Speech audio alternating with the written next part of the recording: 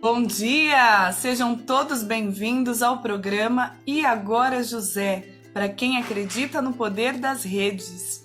E hoje nós teremos uma convidada super, mega especial, que é a doutora Paula, alguém que eu tenho um carinho muito grande, advogada, uma pessoa que trabalha já há muitos anos, eu nem sei te dizer quanto tempo, daqui a pouco ela vai contar um pouco da experiência dela, mas assim, uma pessoa incrível, né, que despertou para essa questão do direito sistêmico, né, ela já começou a aplicar, ela já aplica, nos conhecemos na Hellinger e fizemos inclusive, acredito que foi o curso para relacionamentos, nós fizemos juntas.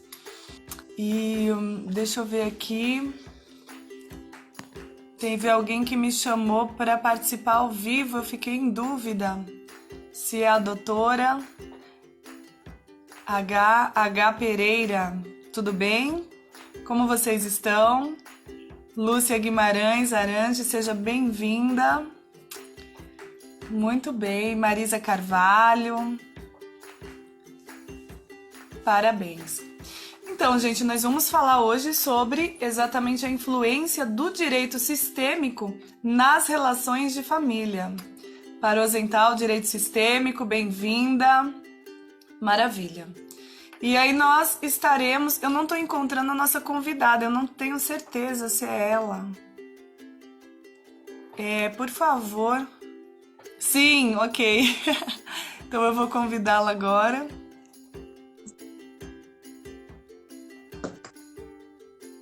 Vamos aguardar a entrada dela para que a gente possa já entrar no nosso... Olá, tudo bem? Eu estava perguntando se era a convidada. Tá me vendo? Saiu. Ok, eu pensei que sim, era sim a convidada. Ah, muito bem. Vamos lá.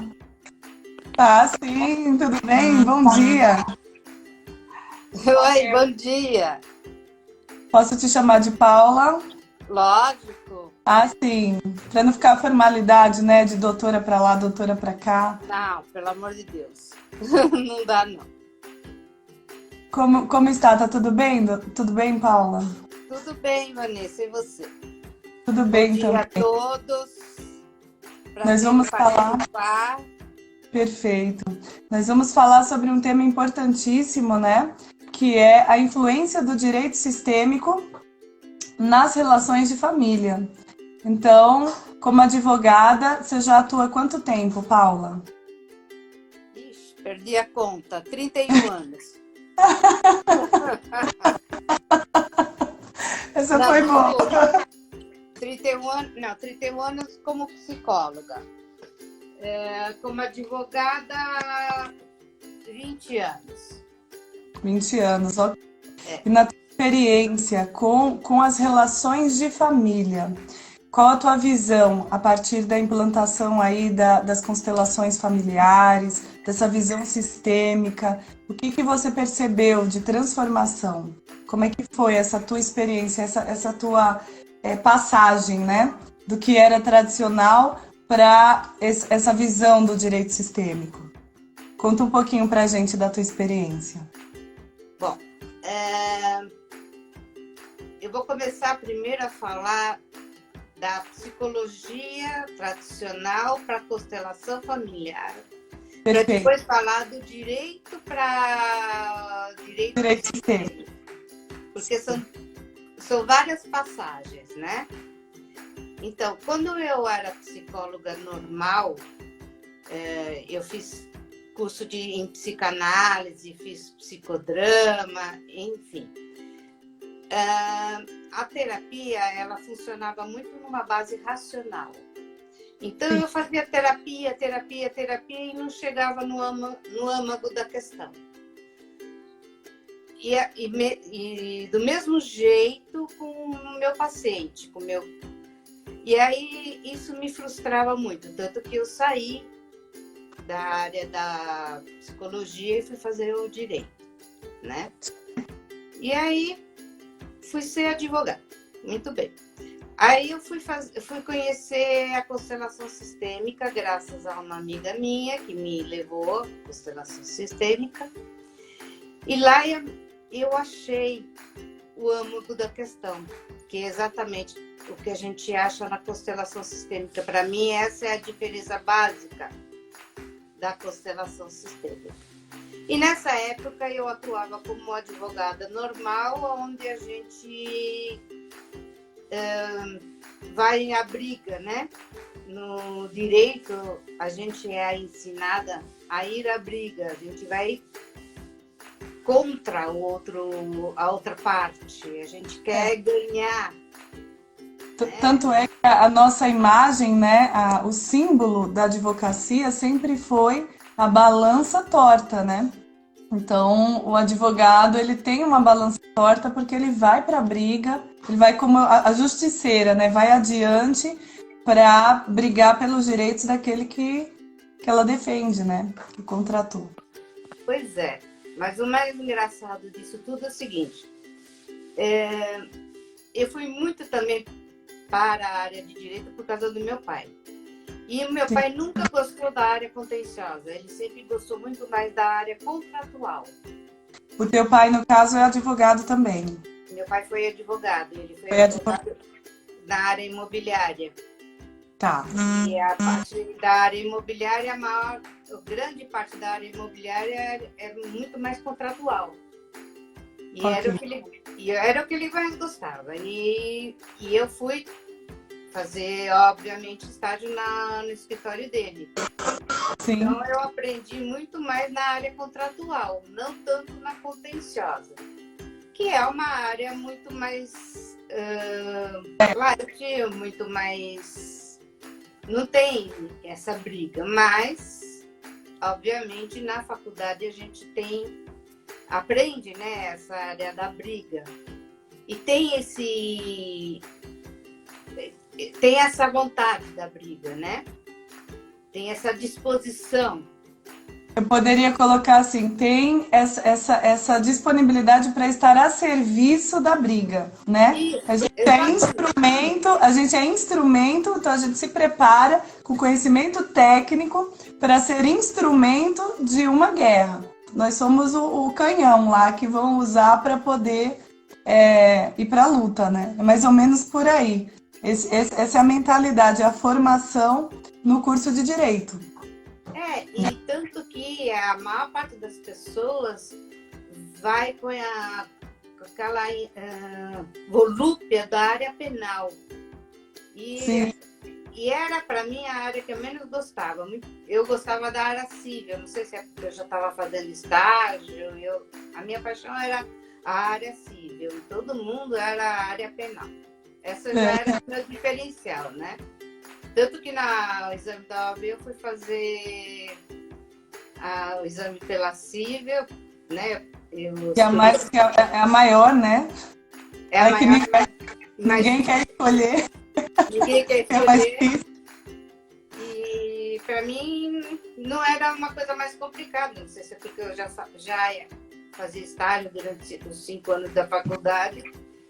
Então, para mim era mais lógico e mais fácil de entender. Bom, aí eu fui conhecer as constelações sistêmicas, né? Fui fazer a constelação familiar e eu já estava... Aí comecei a fazer o curso de constelação familiar. Eu sou formada, né? Fiz o curso de constelação familiar com o Renato Bertatti. Sim, maravilhoso. Nossa, nem fala. Sou apaixonada por ele. É maravilhoso. Eu sou consteladora formada por ele. E quando eu comecei a fazer o curso com a intenção de fazer terapia, né? Para mim mesmo, né? Entendi. Era pessoal, era a busca da tua própria cura, né? Exatamente. Ok. E no curso eu descobri que era uma filosofia de vida. Sim, nós tivemos um momento juntas que me marcou bastante. Nós estávamos juntas, nós vivemos né, com a Mimança, né? Foi a Mimança. Nossa, Nós fizemos a constelação familiar para relacionamento de casal, não foi isso? não foi mãe, Foi mãe? Não foi mãe, não foi mãe. não? Foi relacionamento de casal. Que eu até fiquei lamentando porque eu queria que fosse mãe. E mãe tinha sido no mês anterior. Eu até falei para você. E a gente começou a conversar que você estava vendo se ia para a Alemanha, lembra disso? E aí você voltou para fazer mãe, que teve mãe de novo. Ah, é Então isso mesmo. nós fizemos relacionamento de casal. E eu me lembro que naquele dia teve um momento, não sei se você vai lembrar disso. Nós nos olhamos nos olhos profundamente. Foi quando caiu a ficha para nós duas, que nós não estávamos num simples curso. Né? A gente gosta de fazer curso e eu também fiz vários cursos, mas naquela hora a gente entendeu que não era um curso, ali estava a mudança da nossa vida. Se a gente dissesse sim naquele momento, ia haver uma transformação. Então, era uma filosofia de vida. Eu lembro que você até falou para mim, falou, Vanessa, olha bem para isso, presta bastante atenção, porque se for dito sim, você vai ter que abrir mão de muitas coisas que não corroboram para essa forma de viver a vida. Isso me marcou bastante. Nós fomos almoçar juntas, né? Uhum. Com detalhes riquíssimos, porque quando uma experiência marca a sua alma, aquilo vai para sempre, né? E se torna eterno aquele momento. Então eu lembro com riqueza de detalhes dessa conversa, porque naquele momento que a gente conversou, eu fiquei dentro de mim pensando, eu vou dizer sim, mas eu preciso saber mais ainda, eu preciso aprofundar. Porque a constelação familiar eu já tinha tido acesso e tudo mais, mas ali nós estávamos diante da fonte, né? Era o início do mergulho na Hellinger, né? Na ciência Hellinger. Então ali era outra coisa, não era simplesmente o conhecimento da constelação familiar, que aí sim poderia ser um curso, né? Ideias, frases, modo de se comportar, de ver. Ali era aceitar um sim para se colocar a serviço, e eu vou bem te dizer o que veio para mim. Se colocar a serviço de uma transformação planetária. Um movimento no planeta. E aí eu percebo hoje, nós duas aqui, que nós duas dissemos sim, né? Com certeza. Porque o sim veio. O sim veio, exatamente. E é engraçado, porque depois eu continuei e você pulou alguns módulos. Eu caminhei, eu fui direto para o direito sistêmico. Fui para o direito sistêmico e voltei. E aí eu fiquei nos dois lugares. Eu fiquei na constelação e no direito sistêmico, porque aí abriu direito sistêmico e métodos adequados de solução de conflito. Ah, tá. Então, e aí eu fui pegando, porque eu já vinha, né, antes de tudo isso, eu já fazia o trabalho, né, com direito de família, porque lá na faculdade, né, aquela divisão que você fez, você era civilista, eu já estava com direito de família. E eu era uma coisa assim diferente, porque eu ficava na família e eu ia para o criminal não por causa dessa luta, mas porque dentro da família eu já me interessava por violência doméstica.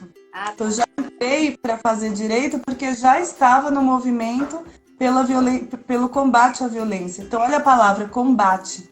Se é combate, eu tinha que fazer direito. Porque essa é a mente que ainda prevalece, né? E aí entrei nisso e fiquei entre família e crime, né? Na prova da OAB, eu não pude escolher família porque era civil, não tinha família civil. Eu falei, eu não vou por civil, então eu fui pelo crime. Fui criminal, eu fiz o criminal.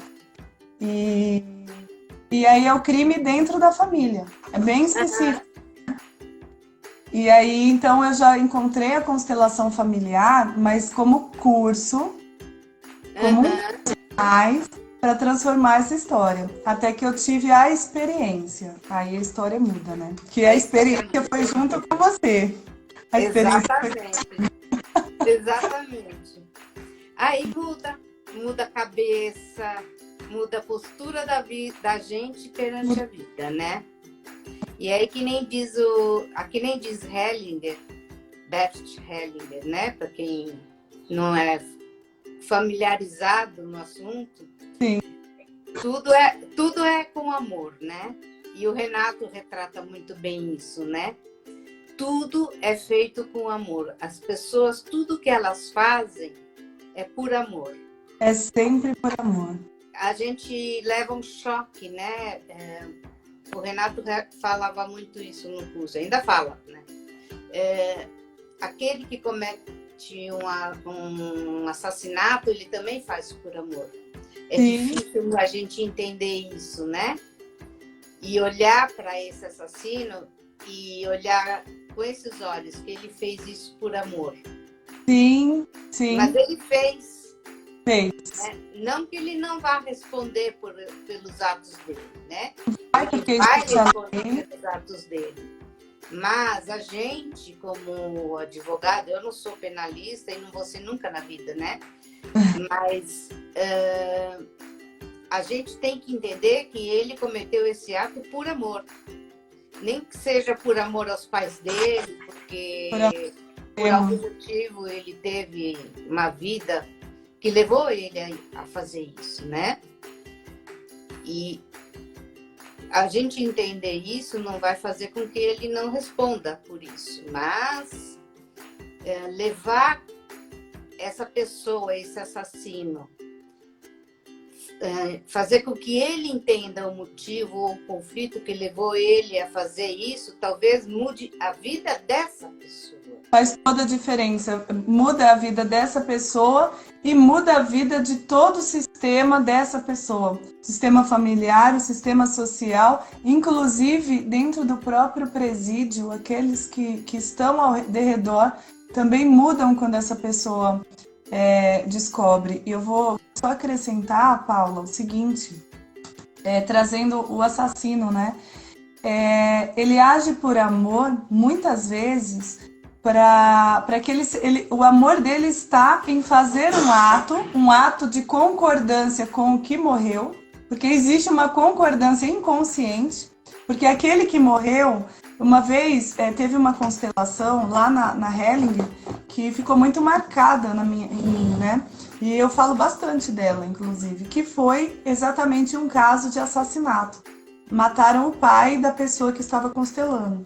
Quando abriu para olhar para isso, o que foi visto? Que o pai dela queria morrer. Ele queria muito morrer.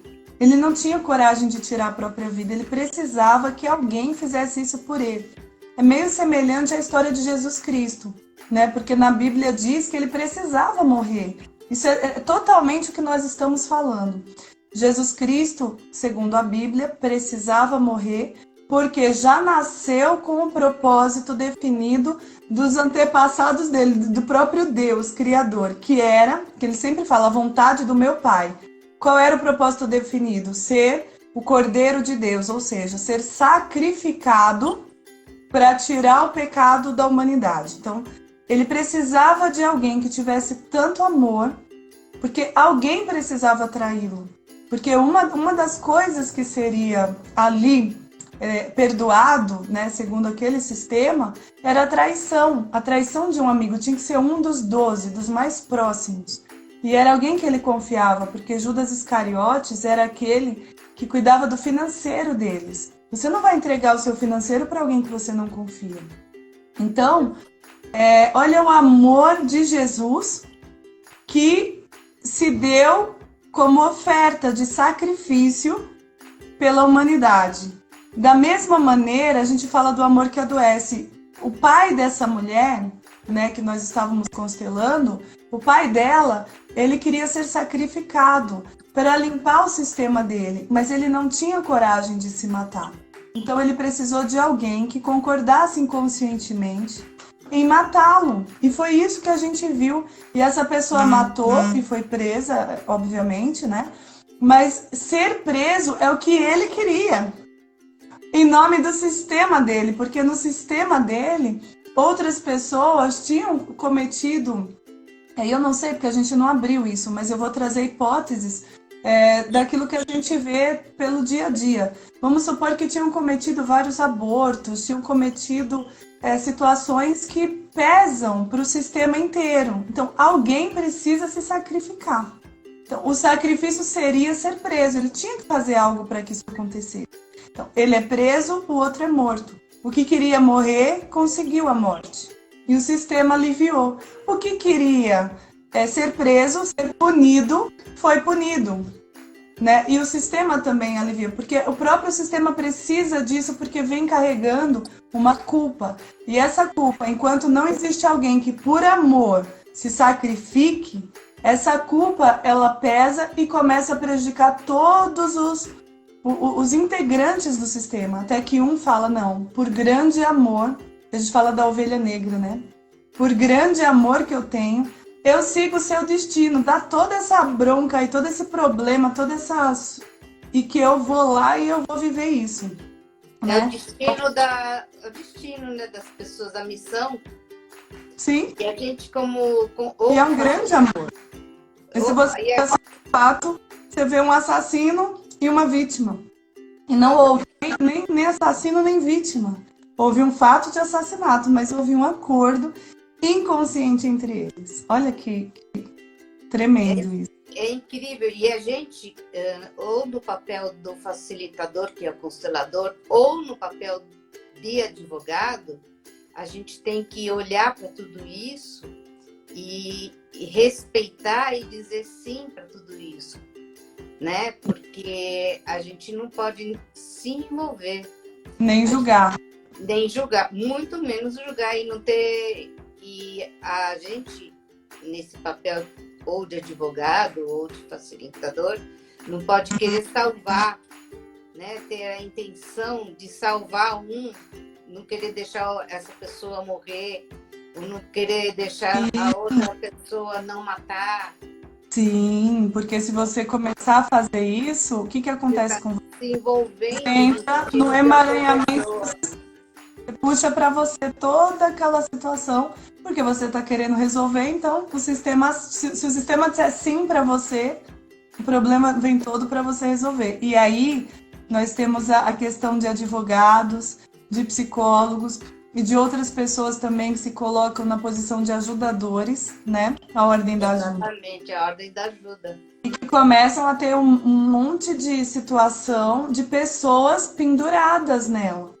E as coisas dela começam a dar errado, ela começa a cair, ela não sabe por quê. Não é o próprio sistema, é o sistema dos outros que ela quis se meter. Ela quis ir lá e falar, não, tá errado, faça assim. Então, a questão de líderes religiosos, por exemplo, é bem perigoso esse papel, né? Se não tiver a visão sistêmica, pode ter um monte de gente pendurada aí, inconscientemente. Então, quando eu comecei a perceber todas essas coisas e minha postura de advogada mudou completamente. Porque eu tinha costume, eu gostava de ser a mãezona do cliente, sabe? Eu gostava de resolver tudo pelo cliente, de fazer tudo pelo cliente. Realmente eu carregava o cliente no colo.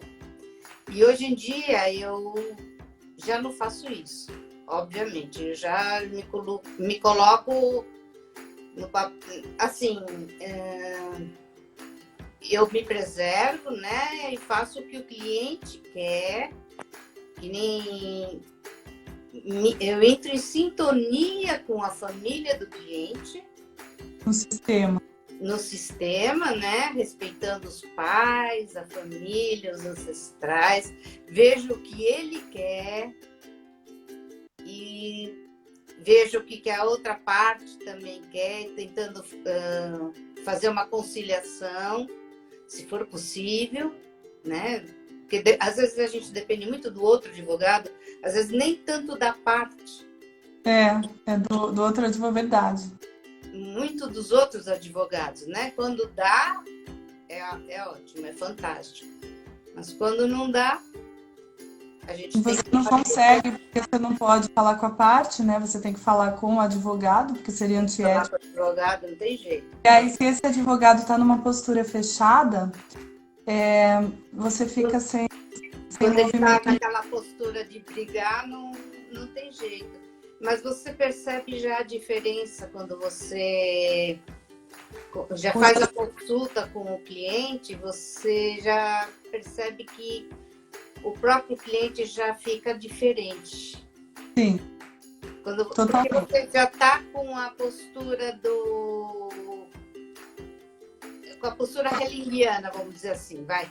Eu chamaria de postura sistêmica. Você já está com a postura sistêmica. Então, a pessoa que se coloca na sua frente, quando ela percebe o seu jeito de olhar é diferente, né? Aquilo que as pessoas falam, nossa, mas você é uma advogada tão diferente, né? E todos os advogados que mexem com o direito sistêmico são assim. Eles olham profundamente nos olhos, porque eles querem enxergar além do que se apresenta ali no plano físico, né? Eles querem enxergar a alma, querem enxergar o sistema, querem entender você está aqui no escritório a serviço do quê? O que é que você precisa para o seu sistema, né? E que consciência precisa ser tomada? Você já faz a pergunta que vai levar ele a refletir sobre situações que ele nunca pensou. E só nisso...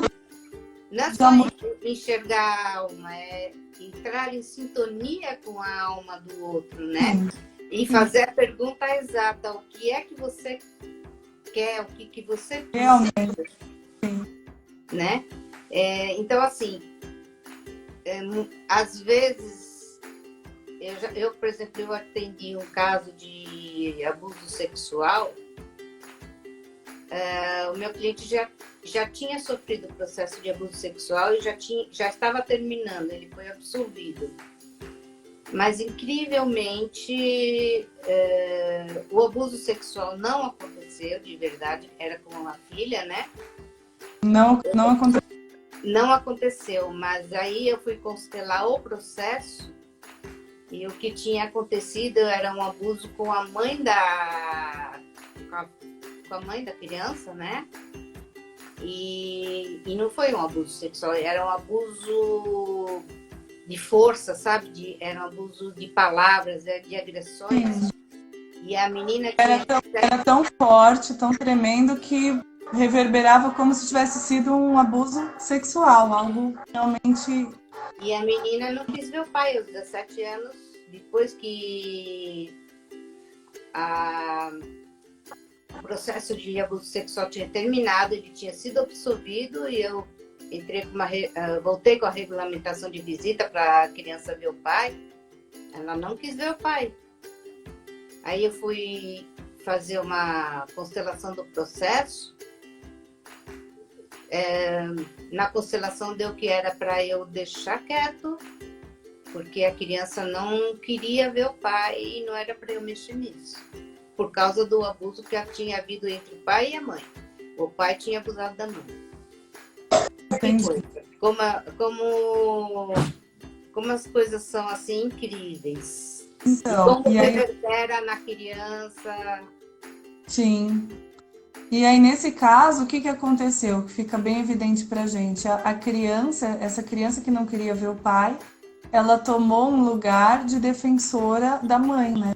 Ela foi para o lugar de justiceira, no lugar que ela está defendendo a mãe que foi realmente abusada na constelação não deu isso, não. Ela sofria como se ela tivesse sido abusada também. Ela tinha medo.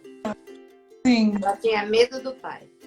Porque ela sabia que o pai tinha feito com a mãe, então, inconscientemente, ela acreditava inconscientemente que ele poderia fazer isso com ela também. Exatamente. Para evitar isso, ela escolheu não ter contato com o pai. Exatamente isso. Apesar do processo.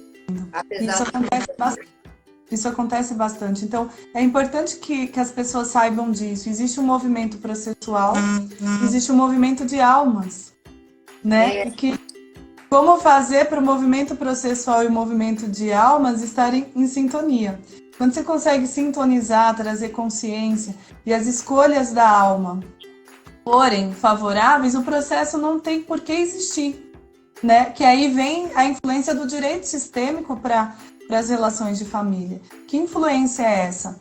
A gente mesmo mexendo com questões que são altamente combativas, não é o direito civil, mas é o direito criminal, é o direito de família, que são os mais combativos que existem, quando você consegue sintonizar a alma, ainda assim o processo não faz mais sentido.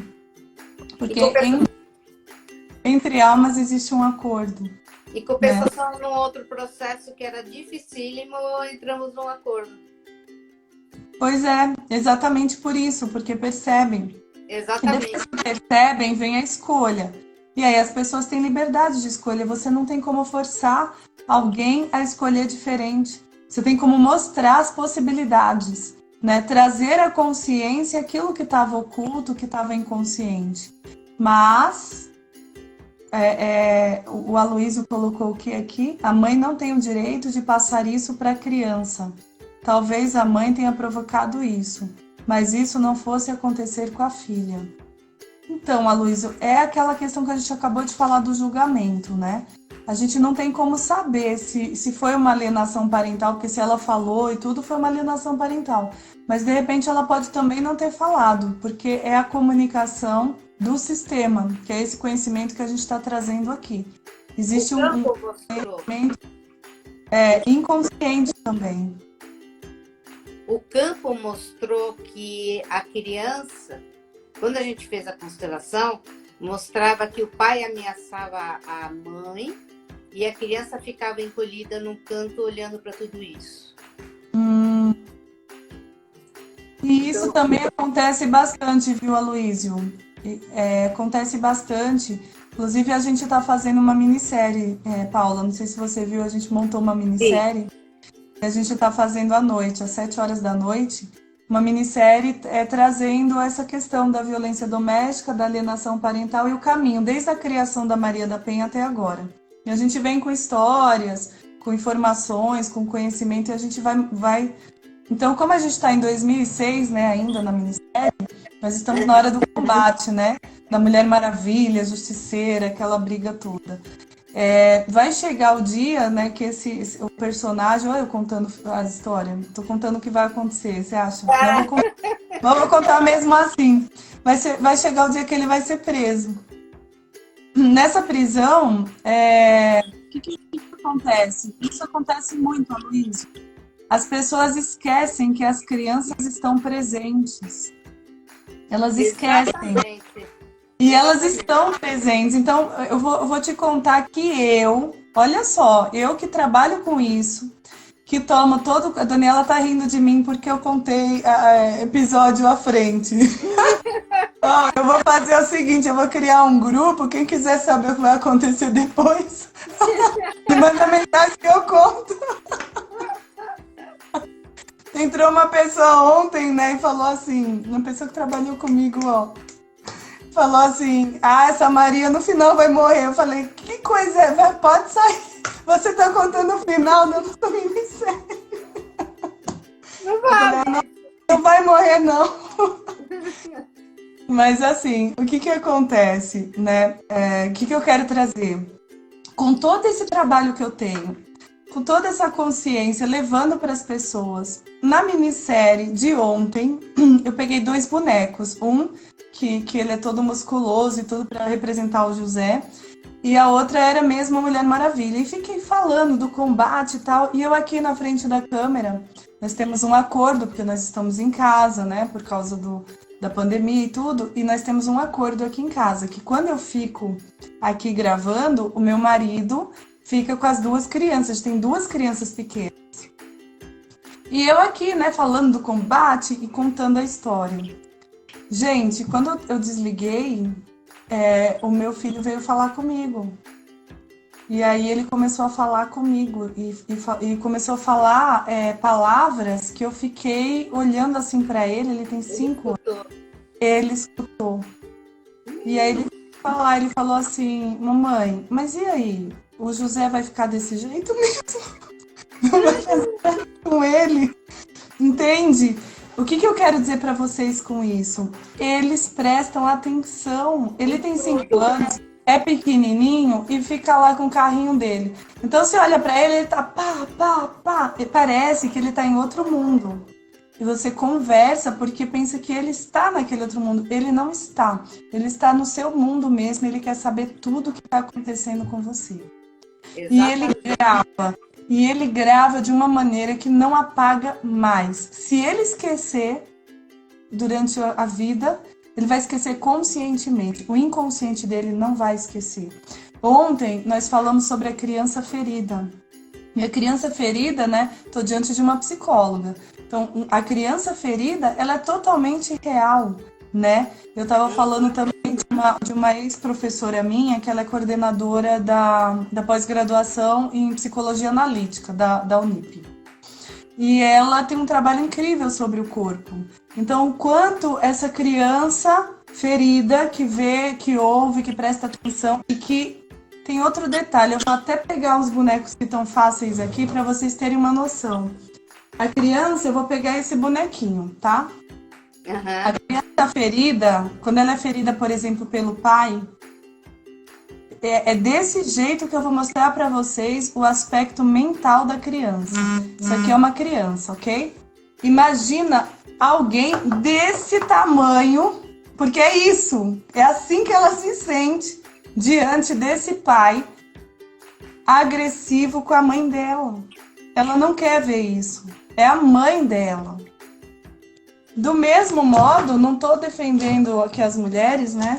Já vou. É a mãe atacando o pai, porque nós sabemos disso. Olha só, essa criança, ela fica minúscula diante deles, porque realmente eles são grandes. Quando a gente é criança, a gente não tem que fazer assim? Não tem? A minha mãe, por exemplo, eu brinco muito com ela, porque a gente tinha na casa uma porta. Lembra do olho mágico? Gente, eu sempre tenho idade. O olho mágico eu não alcançava, ele era muito grande para mim, né? Eu olhava e falava, nossa. E a minha mãe tinha que abaixar para olhar no olho mágico. E eu me lembro eu olhando assim e pedindo para Deus. Eu dizia, Deus, me faça crescer. Eu quero ser grande igual a minha mãe. E aí eu até brinco, eu falo, acho que eu orei demais. Eu devia ter orado um pouquinho menos, porque no fim eu fiquei com 1,82 m, né? E a minha mãe ficou baixinha. Eu brinco com ela, falo, mãe, acho que eu exagerei, porque agora você é tão pequenininho. Então, a criança ferida, ela vê tudo isso. Eu tô trazendo ainda a resposta do Aloísio. O que acontece, Aloísio? Ela vê essa briga, ela vê os comentários, ela vê depois a mãe chorando, contando pra amiga, ela vê o pai resmungando e repetindo as palavras. Enfim, tudo aquilo vai marcando. Então, quando a gente chega no processo, às vezes nem é mais o que um falou, o que o outro falou, mas todas aquelas memórias que foram, ficaram ali. A criança nem sabe porque ela não quer, ela só sabe que ela não quer. Então tem que tomar bastante cuidado com a presença da criança, né? A Elô recomendou um livro, Nossos Filhos, agora passou, eu não sei. Nossos Filhos, nossa... Eu não vi. Quem foi? Tá com Espaço Paraíso. Elô, coloca de novo, por favor. Coloca de novo. Nossos filhos, nossas crianças, não sei. Não, tem material incrível, tem muito material bom, né? Falando sobre isso. Para quem tiver interesse. O Aloísio trouxe outra pergunta, se isso se torna irreversível. Aloísio, eu posso te responder que nada é irreversível, tá? Não existe nada irreversível. Mas, assim, tem uma questão também de escolha e de lealdade ao sistema. Então, é reversível quando a pessoa tem acesso ao conhecimento. Quando a consciência é trazida. Toda vez que você tem consciência, se neste momento, com essa fala, veio alguma consciência para você, na hora que você fala, nossa, isso, que vem essa sensação, é um momento que você pode reverter algo. Então, isso se a pessoa quiser, né? Você pode, né? Não quer dizer que você vá fazer. Exatamente, porque às vezes tem muita gente que não quer. Sim, não, e tem gente, eu vou te falar, o meu trabalho, que deve ser bastante parecido com a da Paula, ele é sempre voltado para justiça de paz, justiça restaurativa, conciliação. Nós somos advogadas que a gente gosta de trabalhar com a parte preventiva, né? Então a gente, na verdade, traz o conhecimento técnico para que vocês tenham condições de se resolverem, não depender que um juiz, um terceiro, venha decidir a vida de adultos, né? Então você consegue se resolver. Então, nosso conhecimento técnico é para ajudar nesse sentido. A gente faz isso, mas mesmo assim, tem pessoas, eu tenho um caso, neste momento eu tô com um caso desse, só um, que eu vi que eles precisavam da briga. Por quê? Porque não se resolveram como casal e não vão conseguir ir para a vida enquanto não se resolver. Então, a briga é necessária. Então, o processo litigioso, com toda aquela confusão que existe, para eles, para o desenvolvimento deles e como escolha deles, é necessário. Eu permaneci e concordei em permanecer nesse caso. Não é o que eu gosto de fazer, mas esse caso eu permaneci. Um só. Tem um estudo que é uma curva, onde o litígio tem um caminho, né? Primeiro, quando as partes começam a brigar, as partes se comportam como crianças. Sim. Querem brigar. Aí depois vem a depressão. E depois da depressão, eu não lembro exatamente como é que vem a curva, mas é um caminho, né? Então vem a primeira briga, depois vem a depressão, depois vem o luto e depois vem o amadurecimento. Tá travando, Paula.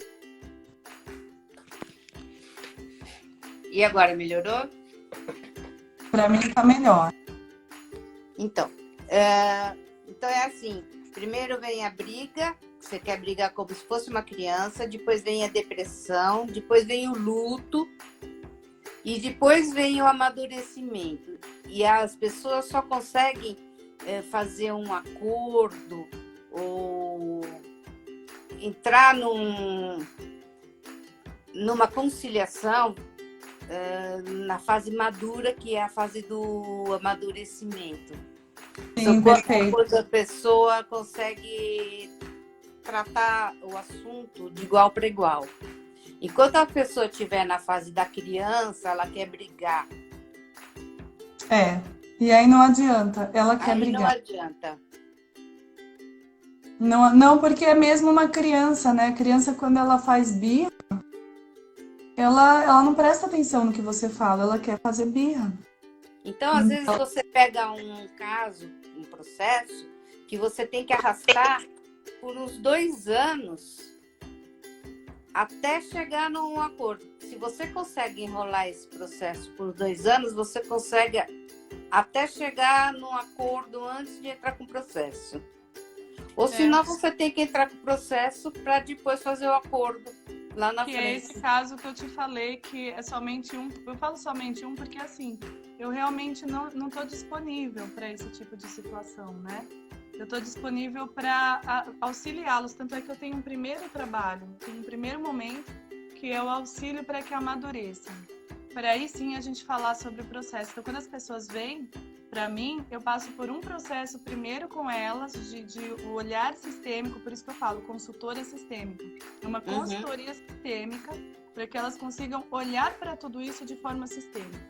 Depois que eu percebo que tomaram consciência, houve um amadurecimento, aí sim nós vamos falar de não mais de processo, mas do que precisa juridicamente para documentar tudo isso, né? Porque é importante, tem outras pessoas envolvidas, tem crianças sempre envolvidas, então é necessário.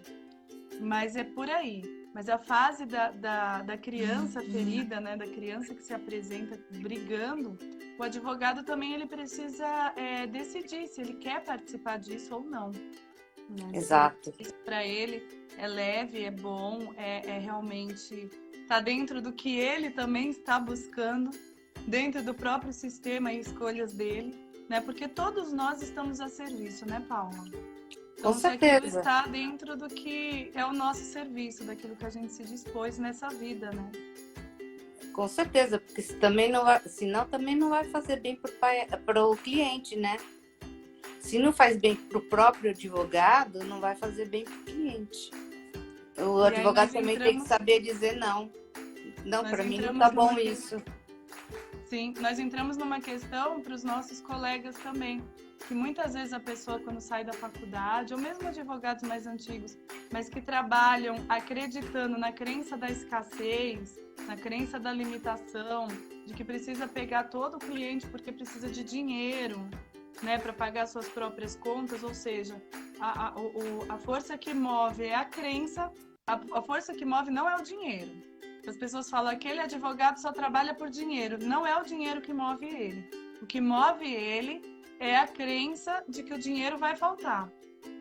Ele acredita que ele vai passar apuros. E por acreditar nisso, ele trabalha para que venha dinheiro. Então, ele pega qualquer causa, mesmo aquelas que não têm ligação com a vivência dele, né? Com o que ele está se disponibilizando. Então, é um colega que precisa parar para pensar nisso porque vai sofrer. Sofre ele, sofre o cliente. É isso que eu ia falar, sofre ele, sofre o cliente, porque ele não vai estar se dedicando com o coração, com a alma, né? E o cliente Exatamente. vai sentir. O cliente ou vai embora, ou a causa não vai dar certo, porque Não vai dar certo. Exatamente. se dedicar sem alma, sem coração, nenhuma causa vai em frente. E, Paula, eu acho que dá para estender isso para todas as profissões, na verdade, né? Com certeza. Toda Qualquer coisa que você for fazer. Do teu sistema, né? Quando eu falo sistema, não que você tenha que repetir o que tem ali, mas o que foi acordado, porque precisa haver um acordo.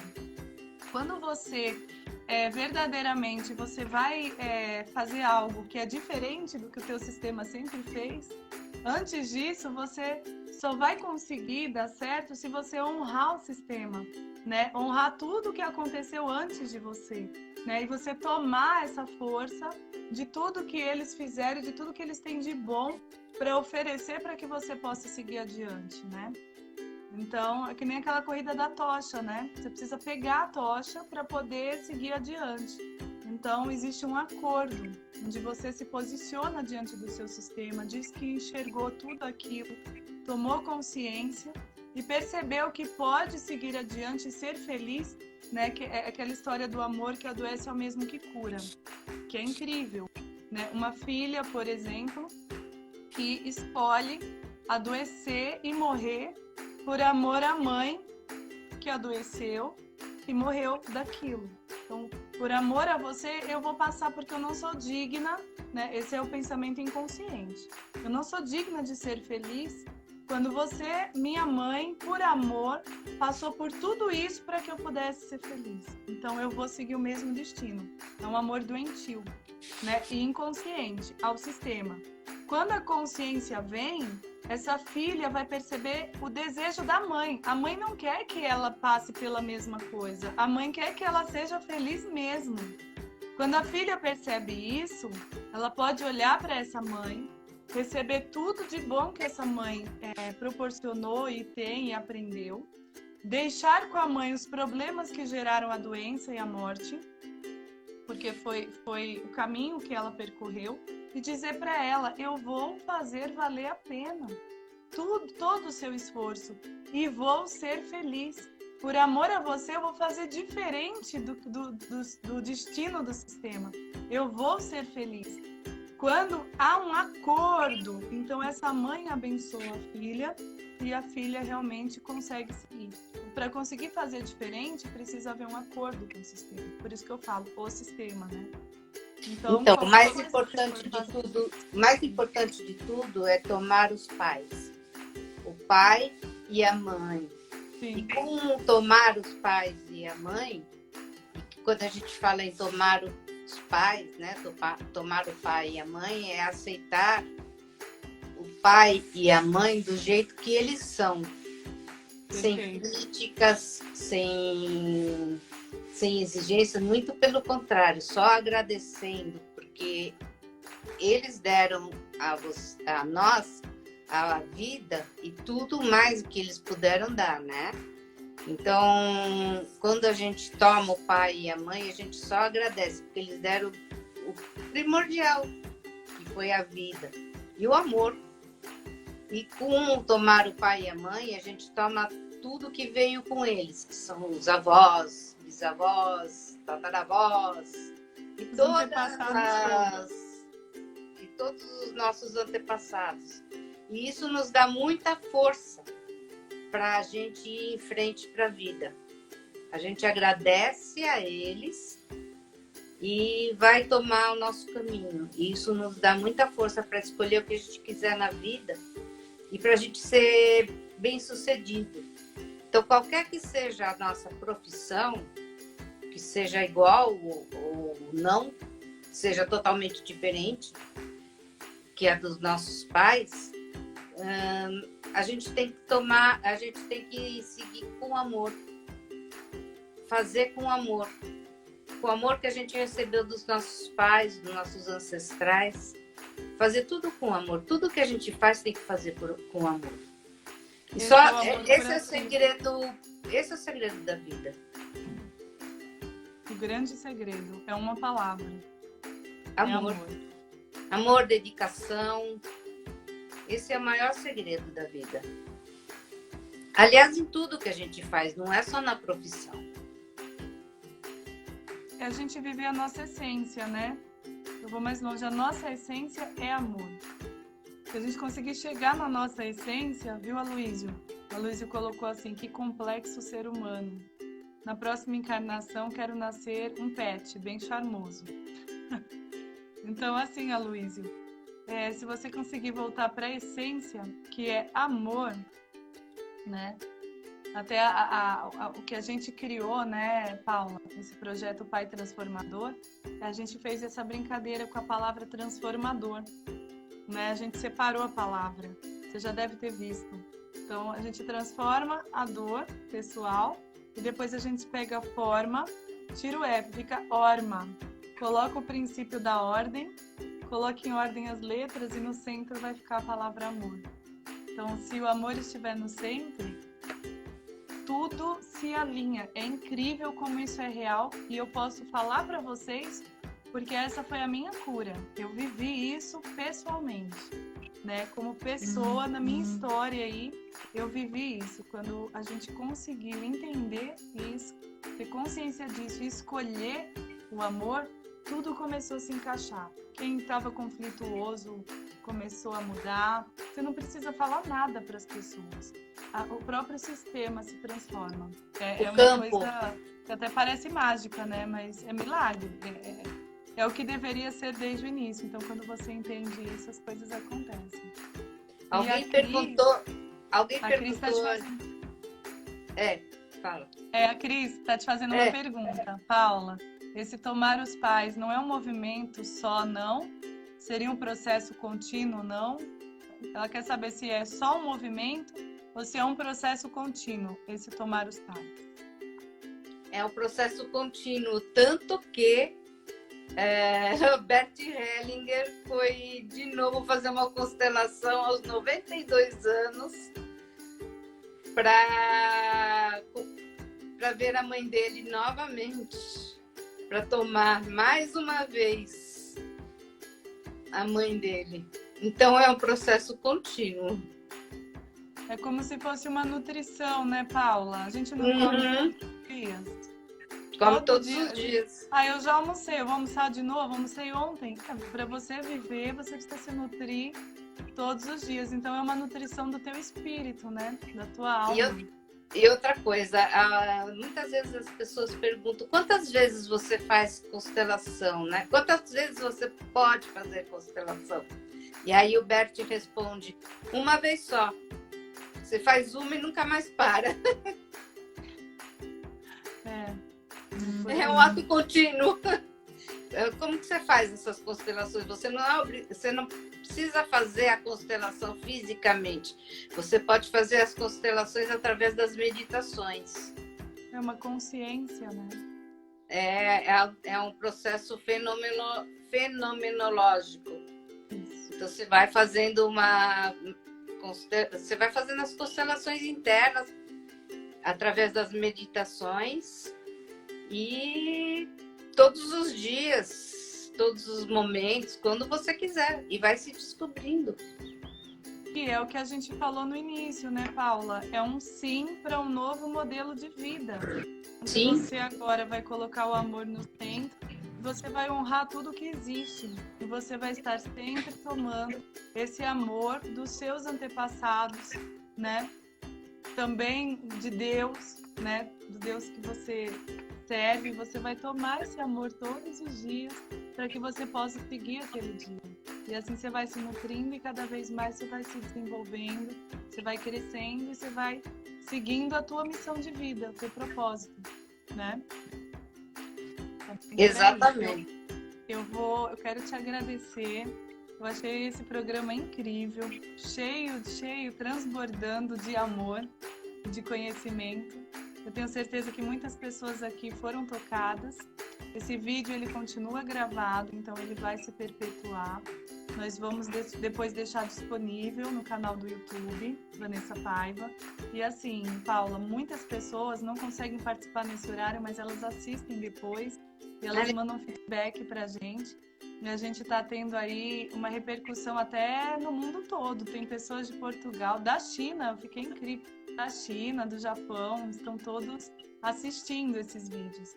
Então, tenho certeza que hoje nós estamos deixando uma contribuição incrível, né, maravilhosa e de bastante amor e cura. Muito obrigada pela presença de todos. E aí eu deixo você com as considerações finais, tá bom?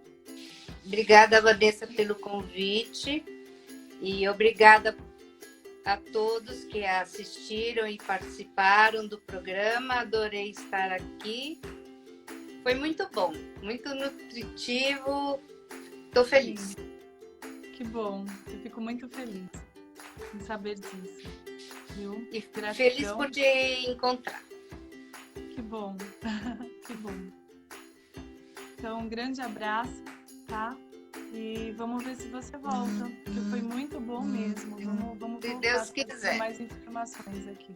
Tá ótimo, tá ótimo. Excelente dia para todos vocês. Para todos nós. Para todos nós. Beijos. Beijo.